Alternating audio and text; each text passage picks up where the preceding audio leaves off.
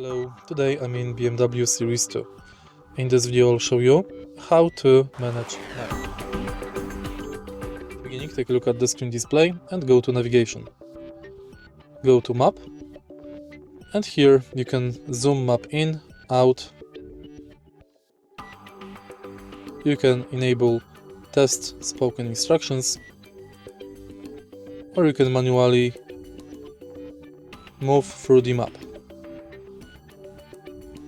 Next, you can go to the bar on the left side, where you can set guidance, enable spoken instructions, manage routes, points of interest, traffic information, map views, and additional informations.